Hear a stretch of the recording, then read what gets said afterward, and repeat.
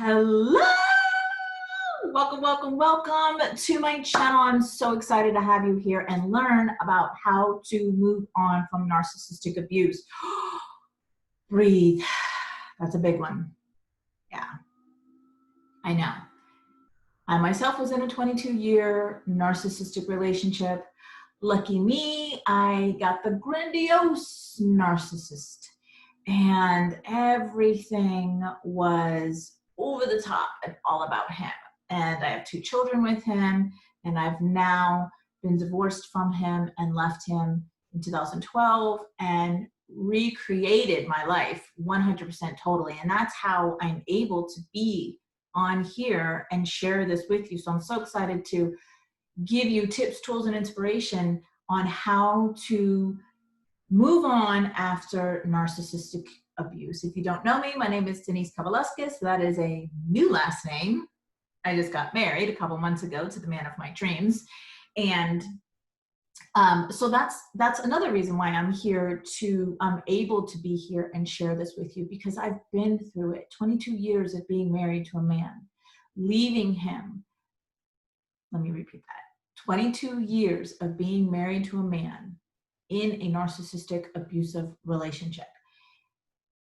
I have a book out called Empower the Woman Within, Stepping into Total Freedom. And in that book, I share with you the traumas and dramas that I went through in the 22 years. Obviously, I didn't go into depth of what I had been through, but you'll get the gist of it in that book. So my point to sharing that with you is that I've been through the ringer. I've been through the muck of a narcissistic relationship, experiencing narcissistic abuse for so many years. Coming out of that abuse, and now coming out of that abuse, that relationship, healing myself and being able to be on this platform and share that experience with you and how I transformed myself and transformed my life into literally a dream come true. So let's dive right in. Okay, so I'm just gonna walk you through my journey of when I left, what I did, and what led me to my healing journey, which led me to here. Okay, so obviously in an abusive relationship, you wanna leave, you think about leaving multiple times. So by the time I left, I had thought about it for years and years and years. I had thought about it.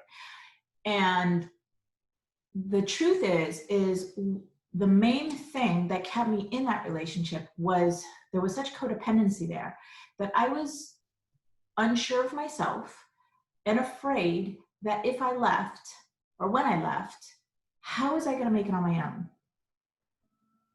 So I was very financially dependent on him, and that kept me there for a very long time. So thinking, what am I going to do? Where am I going to live? What is my life going to be like? Obviously, you want to, at the very least, have food on the table and be able to live. And my confidence was so low in that area that I thought that wouldn't be possible. So fast forward, I finally had the courage to leave. Finally did it. But before I did it, I put all my ducks in line, as they say, put everything in place that I needed before I left. So the thought came in, seriously, let's leave, get the courage to do it. Okay, Denise, now what's your next step? Your next step is where are you gonna go? Where are you gonna live? Well, I'm from South Florida, which any metro area, it's very high priced cost of living. And that, not only that, I didn't wanna live close to him. So I thought, I'm gonna move out of the state. I'm gonna completely transform my life. I'm gonna start all over again. So I landed here in North Carolina, where the cost of living is a lot lower and it's still, lively. So left, came here to North Carolina. Like I said, before I left, what I did was to set myself up and put all my ducks in a line, so to speak, was I manifested $10,000. That was the amount of money that I thought at the time was sufficient enough to not only get me out of the state, but carry me for a few months while I settle in. So that meant getting an apartment, settling in an apartment, having a few months of rent paid before I could be, give me some time to find a job, yada, yada, yada. And that's what I did. I manifested $10,000. And even besides the $10,000, I bought things to set me up in the apartment. So furniture from IKEA, for example, which not a lot because I only left with a futon couch and an air mattress. But things like that, kitchen stuff, etc.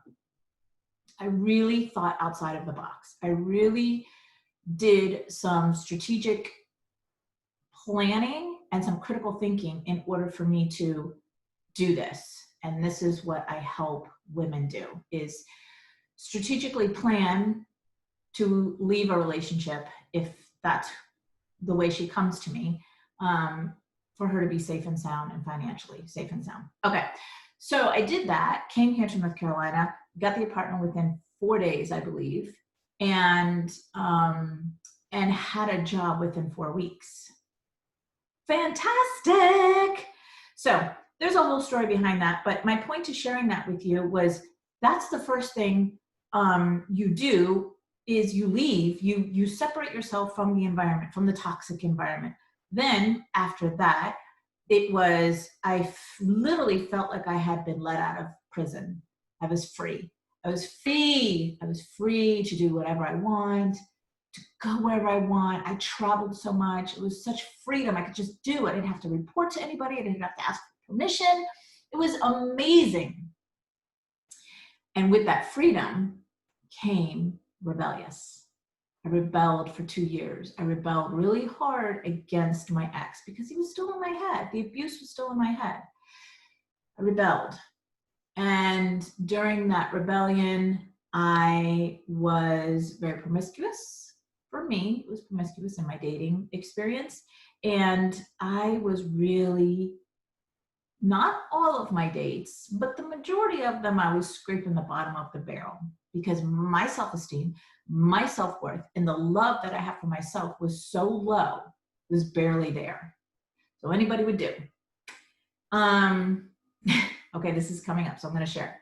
My last experience before I started to get serious about myself was I was dating a man, and this is in the book, I believe. This is in the book. We'll just call him Jay. And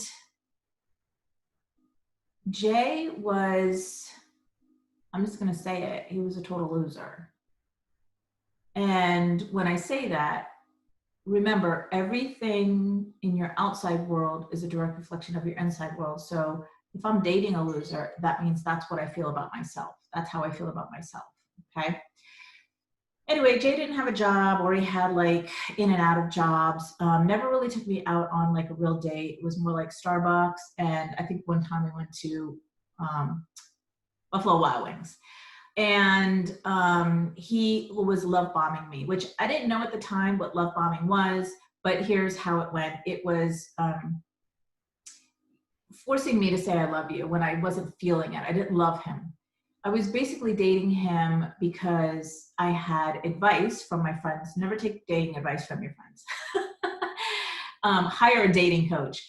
And the advice I was getting was, as long as he treats you good, that's all that matters. It doesn't matter if he doesn't have a job, Denise. It doesn't matter if he doesn't have money, blah, blah, blah, blah, blah, which went against my grain of what I'm looking for in a person. Yeah, I want him to have a job and things like that. So long story short, it came a time where I get an email from Jay's sister, I think her name is Mandy, made up, stating that he had attempted suicide and he took a bunch of pills and he was found on the side of the road, blah, blah, blah, blah, blah, this whole story. I didn't believe it from the beginning.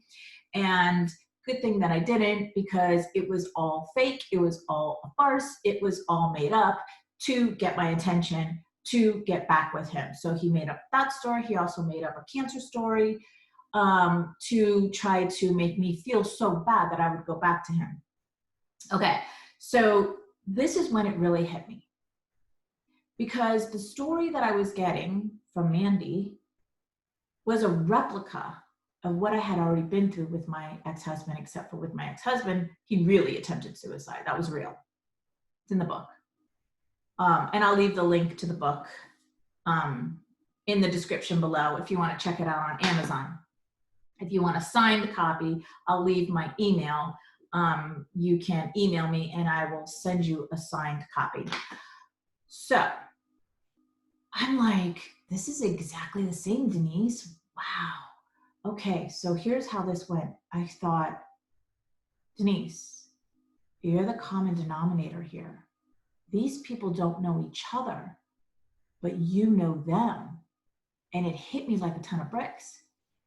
I'm not the problem. I don't want to say I'm the problem, but I'm the issue. I'm the one here who needs to take a step back and to really focus on myself and to really like stop this insanity that's going on. And that's what I did. I completely stopped dating and I really went within and I hired an empowerment coach and I spent 18 months with that empowerment coach. And it was, so what it was a 3-month course that I did over and over and over again. So I did that because I needed to figure this out. I needed to figure out why I kept attracting the same type of narcissistic person, crazy person, psychotic person, and situations. I don't want that in my life anymore. So how was I going to change that? So I went within, and that's part of, you know, the biggest thing that you have to do for yourself. How do you move on from narcissistic abuse? You have to go within. You have to go and love yourself deeply. You have to deeply hold yourself. You have to work on your self-worthiness. You have to work on your self-esteem. You have to look at the past through eyes of love instead of shaming and blaming yourself for what you have been through, what you put up with for X amount of time. And I'm not saying that I didn't go through those emotions, because yes, I did.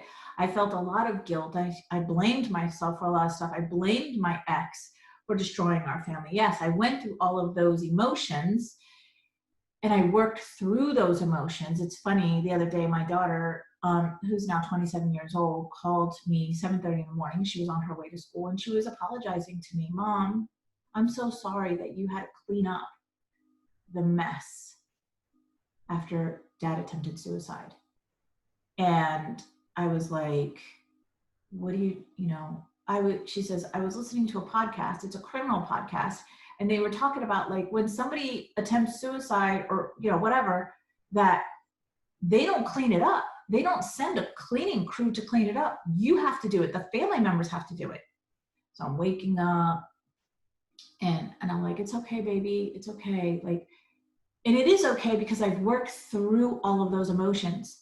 I've worked through all of the pains and the hurts.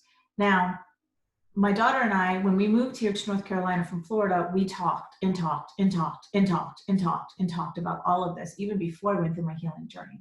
And so a lot of the emotions of what happened had subsided.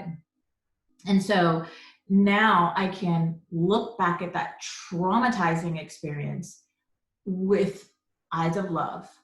There's no emotion that comes up. I don't feel sad anymore. I don't cry anymore. And neither does she. I don't feel mad, pissed off at him like I did before. So how do you move on after narcissistic abuse? You go within. You go and love on yourself like you've never loved yourself before. You forgive yourself. You face your truth. You raise your self-esteem. You know your worthiness. You know it. You love on yourself like you've never done before. And that is the key to moving on after narcissistic abuse. So I'm going to leave a couple of links in the description below. One is going to be the link to my book. If you're interested in that, it's on Amazon. The other link is going to be my email address if you'd like the signed book. And I'm also going to leave you a self-love training. which I'm about to redo, but what I have for you now, it's completely free, just need your email, your name and your email address, will definitely help you love on yourself and really know the true meaning of self-love. All right, my loves, have an amazing day, and I'll see you on the next video.